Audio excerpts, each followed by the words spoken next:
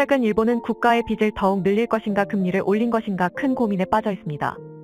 둘 다 일본 경제를 망치는 상황이기 때문에 이러지도 저러지도 못하는 국면인데요. 하지만 재정이 모자람해도 일본은 최근 방위비를 늘려나가는 발표를 했습니다. 이는 한국의 방산과 같이 무기를 수출해 돈을 벌어보겠다는 의지를 보여줍니다. 하지만 일본은 방산보다 훨씬 더 큰 문제들이 산재해 있다는 것을 알고 놀라고 있습니다. 방산을 제외하고도 일본이 한국을 도저히 따라올 수 없다는 두 가지의 분야를 살펴보겠습니다. 1K 방산보다 더 큰 분야. 그런데 이제 한국과 폴란드가 대놓고 유럽 전체를 삼키려 한다는 다소 당황스러운 의견이 나왔는데, 이러한 소식은 일본의 일부 채널에서 아무래도 가장 일본이 피해를 볼 것 같다며 제기했습니다. 본래 일본은 한국과 같은 방산의 영역을 크게 다루지 않는데 왜 이런 말이 나오는지 궁금한데요. 특히 일본은 한국과 폴란드의 협업으로 일본이 완전 설 자리를 잃게 될 우려를 하고 있다고 합니다. 게다가 일본에서는 자신들이 절대 지지 않던 분야의 자존심을 무너뜨린다는 의견도 제기하고 있습니다. 우선 앞서 논의되었듯이 최근 한국과 폴란드 방산 협의는 이제 남미에도 전해지고 있습니다. 남미의 매체 등에 따르면 남미에서는 한국 방산의 신규 고객이 대거 생길 것으로 관측하고 있는데, 이 대상이 바로 아르헨티나와 우루과이로 이들은 한국 군사 장비에 관심이 크다는 것입니다. 그 이유는 최근 폴란드가 한국의 장비를 대거 구매 결정을 내린 것이 큰 자극이 되었다는 것입니다. 지금까지 한국 장비는 지칠 혹은 군사 강대국에 밀려 다소 구매에 주저하게 되는 면이 있었으나 지금까지 여러 나라들의 검증을 받아온 데다가 러시아를 코앞에 둔 나토국 폴란드의 결정 때문에 한국 방산 제품의 신뢰도나 인지도가 급상승했고, 이것이 남미에까지 영향을 끼친 것입니다. 게다가 우루과이와 아르헨티나는 친한파 국가로 우루과이는 한국과 방산 교류가 있으며 한국이 군함을 기증하기도 했기 때문에 기본적으로 한국 방산 제품에 대한 관심도가 큰 상황입니다. 아르헨티나는 다소 복잡한데 브라질과 일본의 관계가 좋기 때문에 이에 대항해 한국을 선택했고, IMF를 극복해낸 한국을 자신들의 롤모델로 여겨 그것을 벗어나고자 하는 노력도 한다는 것입니다. 따라서 우루과이에는 한국의 해양 순찰선 등을 보급할 가능성이 크다는 이야기 등이 나오는데, 최근 중남미의 콜롬비아가 FA-50 도입 가능성을 논함에 따라 더 확대되어가는 국면이라는 것입니다. 일각에서는 폴란드의 25조 원짜리 초대형 오퍼가 MOU 형태이며 끝까지 잘 될지 지켜봐야 한다며, 한국 산업계도 이런 목소리에 대해 물론 그것도 맞는 말이고 MOU를 믿고 라인을 지나치게 증설하며 사업을 진행하면 자칫 인도네시아의 잠수함과 KF-21과 같은 꼴이 날 수 있다고 주의하고 있습니다. 그러나 분명한 것은 폴란드 빅 오퍼 D의 효과가 작지 않다는 것을 벌써부터 체감하고 있는 것이죠. 벌써 폴란드 오퍼 D의 판버러 에어쇼에서는 복수의 공군 관계자들이 FA-50 즉석 협의를 벌이기도 했으며, 가격이 저렴하면서도 운용, 정비 비용이 좋은 가성비 한국 방산 제품에 대한 관심이 커진 것입니다. 이제 또한 민주진영에서 중국과 러시아 방산 제품은 점점 배제되어가는 추세이기 때문에 민주진영 중의 가성비 군사 제품으로 한국산이 각광을 받고 있는 면이 등장하고 있는 것입니다. 실제 베트남 매체 VNEX에 따르면 한국의 KF-21이 중국 전투기를 제칠 것으로 관측했습니다. 매체는 홍콩 SCMP가 아시아 군사 관계자들을 인용한 인터뷰에서 중국 전투기에 비해 가격이 좋고 이동성이 훌륭하며 낮은 보수 비용을 포함한 KF-21이 경쟁력이 있다고 진단했다는 것입니다. KF-21은 특히 중국의 J-10C 및 FC-31과 경쟁할 수 있다고 전문가들은 말했습니다. 중국 소식통들은 KF-21은 여전히 4.5세대 전투기이며 J-20 스텔스와 견줄 수 없다는 주장을 합니다만, KF-21은 파트너들에게 좋은 평가를 받게 된다면 아시아의 판도가 달라질 수 있다고 진단한 것입니다. 안 그래도 민주진영 국가들은 중국산 무기를 꺼리는데 한국이 KF-21을 양산하면 크게 환영받는다는 주장입니다. 이처럼 K방산이 이제 어느 한 포인트를 만나자 전 세계로 폭발적으로 뻗어나게 된 것인데, 바로 그 분수령이 폴란드 빅딜이 되었으며, 이것으로 한국도 방산시장의 5위권 도약이 보이는 상황입니다. 그런데 일본에서는 최근 한국이 폴란드에서 결국 일본까지 무너뜨린다는 의견을 제기하는데요. 일본 니케이 등에서는 한국이 폴란드를 유럽의 허브로 이용하고 있고, 이것이 일본 산업계에 매우 치명적인 영향을 줄 수 있다며 향후 5년이 일본의 아주 중요한 시기라고 강조한다는 것입니다.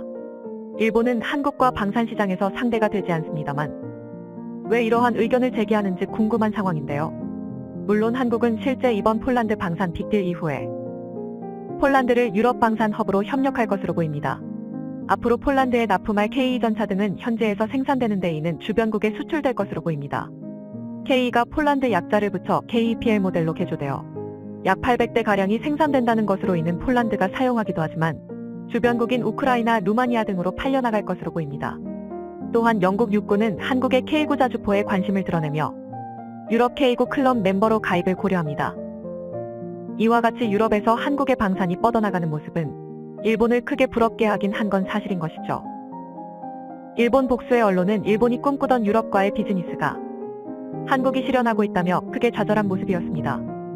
일본 방산의 경우 호주의 초대형 잠수함 프로젝트에서 막판에 프랑스에 밀리며 고배를 마신 뒤에는 이럼다할 방산 프로젝트를 진행하지는 못했지만 이번에는 전혀 다른 분야를 얘기하고 있는데요.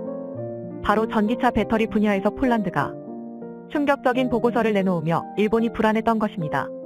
최근 폴란드 정부에 따르면 한국산 배터리 양극재 수입이 50%를 초과했다는 소식이 들려온 것입니다.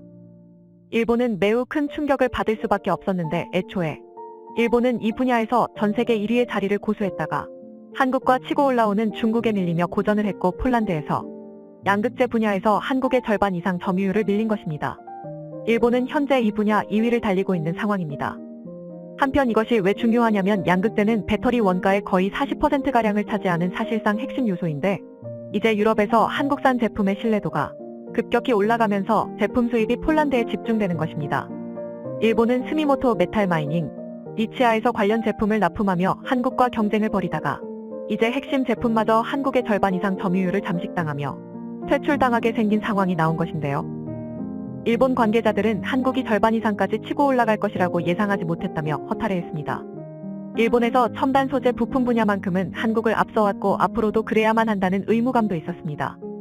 다른 여러 가지 분야에서 다 역전을 당했기 때문에 소부장 분야는 더욱 양보가 안 된다는 것입니다. 그러나 한국은 설상가상으로 폴란드와 FTA까지 맺어서 제품의 신뢰성과 더불어 가격 경쟁력까지 갖춘 상황입니다. 수년 전 일본에서는 LG 폴란드 배터리 공장이 매우 문제가 크다고 봤는데 지금 어떻게 된 건가 놀라는데요. 당시 LG화학 폴란드 배터리 공장이 수율이 크게 떨어졌고 일본은 기술력 문제로 판단했습니다. 실제 당시 배터리 수율이 오락가락하고 평균 수율이 80%에 못 미치는 상황이 나왔던 것입니다.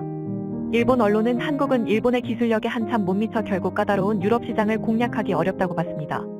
하지만 당시 LG는 대거 인력을 보내고 수천억 원을 투입하여 라인 작업을 대대적으로 진행했고 2분기 만에 수율을 90% 이상으로 올려 손익분기도 맞추면서 생산의 안정화를 가져간 것입니다.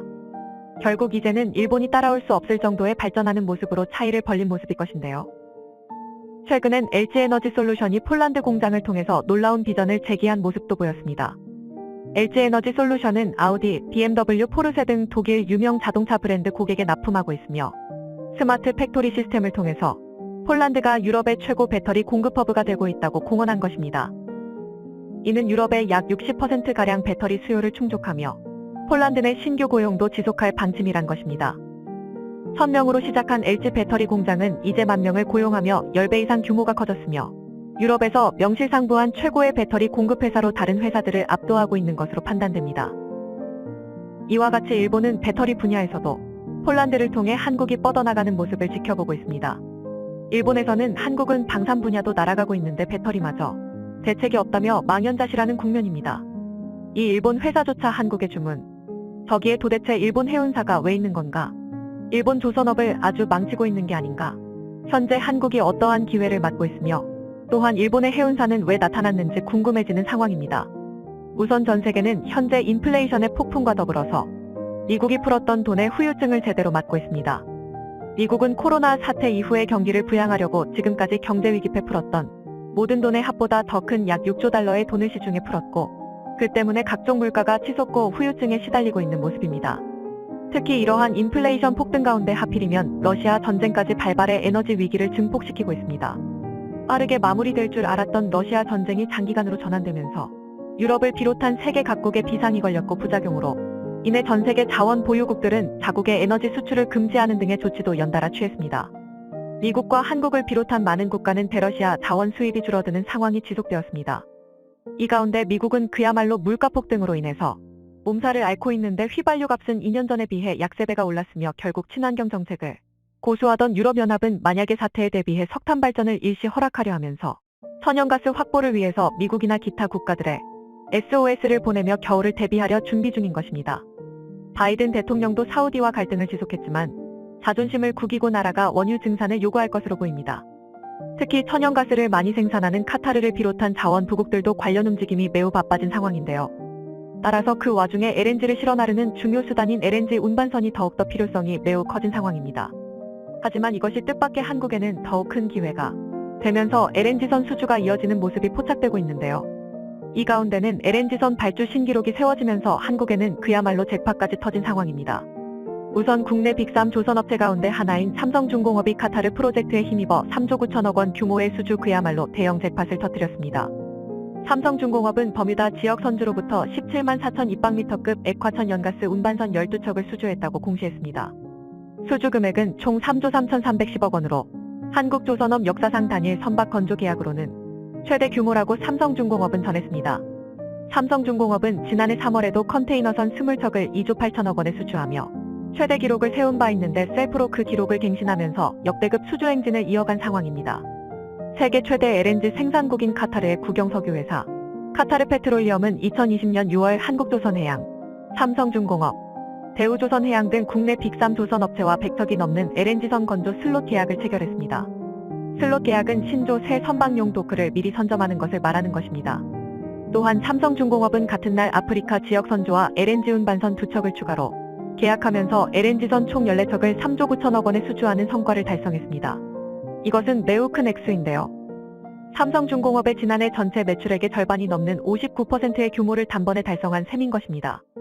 관계자는 환경 이슈에 더해 지정학적 문제로 이내 LNG 운반선의 시황 호조가 계속될 것으로 전망된다라며 현재 러시아 이슈로 인해서 LNG선의 필요성이 대두되며 선주들의 주문이 급해지는 상황이라 전합니다. 최고의 기술을 가진 한국과 딜을 할 시간조차 없이 마음이 급하며 되는 대로 도크를 확보하려 하는 것입니다. 한국은 한때 일본과 중국의 위협에 시달렸지만 묵묵히 기술을 갈고 닦아 최고의 자리에 올라선 상태였는데 이번 사태로 인해서 절대적인 기회가 되면서 그야말로 최대의 호황을 맞는 역사의 순간을 맞이하게 된 것입니다. 앞서 대우 조선해양도 해당 프로젝트의 일환으로 LNG 선박 4척을 계약해 1조 700억 원가량 계약을 맺었고 현대중공업 지주해양사인 한국조선해양 역시 유럽의 선사로부터 약 5,400억 원의 수주를 받아냈습니다. 카타르의 100여 척이 넘는 건조 슬롯 계약을 그야말로 한국의 선사들이 줄줄이 체결하는 모습인 것입니다. 하지만 이런 친환경 선박과 더불어 한국의 중간급 조선소 역시 틈새 공략으로 수주를 이어가고 있습니다. HJ중공업은 LNG 추진 컨테이너 선박 2척을 수주해 약 2,500억 원의 실적을 올리는 모습입니다. 이처럼 한국조선업의 LNG 선박과 LNG 연료 추진선에 잇따른 잭팟이 터지자 주변국은 그저 부럽다는 반응인데 문제는 일본에서 이러한 상황 가운데 논란이 되는 움직임을 포착하면서 주목을 끌고 있는 것입니다. 일본은 사실상 초대형 LNG 선박을 제작할 만한 도크도 없어 한국의 성공을 보며 발만 동동 구르고 있는데 한때 전세계 조선업 1위를 호령하던 기세는 없고 이제 한국을 쫓기 위해 중국과 합작하며 절치부심 중인데요. 중국 최대 민영조선사 양쯔장조선과 일본의 미쓰이는 멤브레인 탱크 기술을 확보하려고 애쓰고 있습니다. 또한 가와사키 중공업과 중국 해운사 COSCO 등도 기술 합작을 통해 LNG 선박 제작을 서두르고 있습니다. 이들은 일본의 기술과 중국의 규모, 인건비 등을 결합해 빠르게 한국을 타도한다는 목적인 것입니다. 자기들 각각이 하기에는 너무나 프로젝트가 크고 기술과 인건비 문제로 인해 합작을 한 것인데요. 일본에서는 중국의 기술 유출 등 그야말로 울며 겨자 먹기로 합작하지만 현재로서는 방법이 없는 것입니다. 하지만 선주들은 당분간은 한국 LNG선에 올인할 수밖에 없다는 것이 관계자들의 설명입니다. 기술 격차도 크고 대당 가격이 매우 비싼 초고부가가치 선박이라서 가격보다 품질이 우선된다는 것입니다. 하지만 그런데 이 와중에 두동강 컨테이너선으로 알려진 일본의 MOL 미쓰이에서 한국을 찾았는데요. 대우조선해양은 친환경 액화천 연가스 처리 기술과 스마트십 솔루션에 대한시연회를 지난 15일 경남 거제 옥포조선소 내 에너지 시스템 실험센터에서 진행했다고 23일 밝혔습니다. 행사에는 그리스 마란가스, 노르웨이 프론트라인, 독일 하팡로이드 등 그야말로 큰손 선주들이 모였습니다. 그리스 같은 경우는 대우 조선해양에 오랫동안 주문을 해온 거대 선주라 해당 행사를 참여해왔고 이번엔 대우가 자체 개발한 LNG 제액화 시스템 NRS의 성능을 선보이자 이를 참관하러 방문한 것입니다. NRS는 LNG 운반선의 운영 효율을 높이는 핵심 장비로 질소를 냉매로 활용해 운항 중에 자연 증발하는 천연가스를 모아 다시 액체로 바퀴 저장하는 최신 기술입니다. 이러한 기술을 선보이는 것은 LNG 운반선이나 LNG 추진 선박에 적용되는 기술들이 앞으로 친환경 조건을 만족해야 하며 신뢰할 수 있는 한국의 조선사들이 이를 입증하기 위함인 것입니다. 그런데 이러한 시연회에 일본의 니스이 MOL까지 참관해서 한국 선박에 대한 발주의 향을 비춘 것입니다. 결국에는 일본 역시 어쩔 수 없이 한국의 LNG 관련 비선박을 주문 넘는 모습이 연출된 것입니다. 특히 일본의 경우 자국 발주율 비율이 거의 100%에 달할 정도로 자국 조선소를 우선적으로 고려합니다. 이것은 일본의 국가 정책이기도 하며 조선업만큼은 절대로 포기할 수 없다는 의지인 것입니다. 관계자들은 일본에서 한국의 배를 주문한다는 것은 매우 이례적인 상황이라고 강조하고 있습니다. 하지만 일본도 해운업을 지속하고 국제 친환경 기준 등을 맞춘 고도의 기술이 적용된 배를 찾다 보니 어쩔 수 없다며 한국의 독보적 분야인 액화천연가스 운반선에서 특히 이런 경향이 두드러지고 있다고 분석하고 있습니다. 실제 작년에 한국은 일본으로부터 11척의 선박을 수주했고 LNG선 5척, LNG 운반선 2척 등이 포함됐습니다. 관계자들은 조선업은 기간산업이기 때문에 특히나 경쟁국에 주문하는 경우가 절대 없다는 것을 알아야 한다며 일본과 중국이 어떻게든 한국을 잡아보려고 현재 몸부림을 치기에 한국도 주의해야 하는 상황이지만 아직은 워낙 격차가 크기에 이번 국제 글로벌 위기로 한국이 확실한 1위 굳히기에 들어가야 한다고 강조합니다. 앞으로 조선업 1위를 굳히기 위해서 인재 발굴, 채용과 관련 산업 발전을 위해 기술 개발에 더 힘써야 할 것입니다. 시청해주셔서 감사합니다. 영상이 도움이 되셨다면 구독과 좋아요 부탁드리며 다음에 더 유익한 영상으로 찾아뵙도록 하겠습니다.